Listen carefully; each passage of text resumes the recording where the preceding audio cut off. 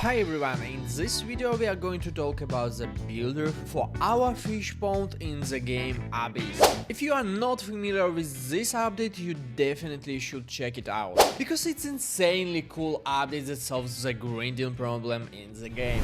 You simply build the best aquarium possible and after it's generate income for you. So if the meaningless grind in the game bothers you, the developers have already solved the problem, and in this video we'll talk about how to enjoy the game to the fullest. But before we start, make sure to subscribe to the channel. My goal is to reach 1000 subscribers before summer, so friends, please help me out. Alright, now let's move on to the coolest tool for this game, the income calculator for our aquarium.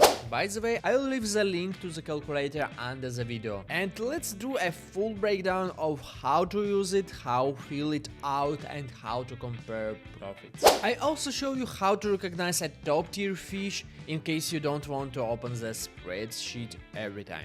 Big respect to the creator of this tool, everything is extremely convenient and a lot of work has already been done for you guys. Basically all you need to do is enter the weight of your fish, but let's go step by step.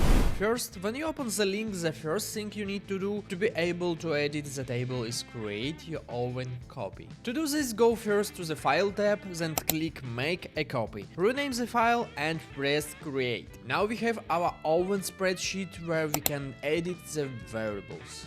As you can see in the fish column, you can select any available fish. Then for that fish, you choose the mutation in the same row, select the number of stars and enter the weight. And voila!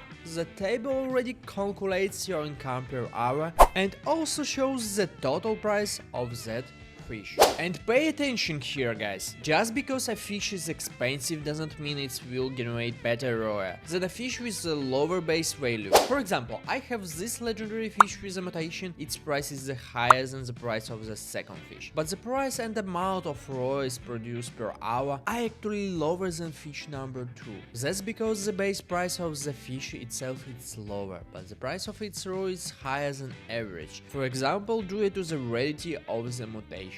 If all your cells are already filled, but you want to check out how much better your newly caught fish is compared to the ones in your aquarium, there are additional rows where you can temporarily enter the value of a new fish and compare the income with the fish already in your aquarium. Alright, now let's move on to the best parts, the results. In these cells we can see the total income per hour and per day. We can also see the lowest income generator in your aquarium, which is exactly what you should look at when deciding which fish to replace first. For example, in my case, the lowest income is 344 and it's generated by this particular fish. I think that part is pretty clear, so let me also explain a couple of additional settings.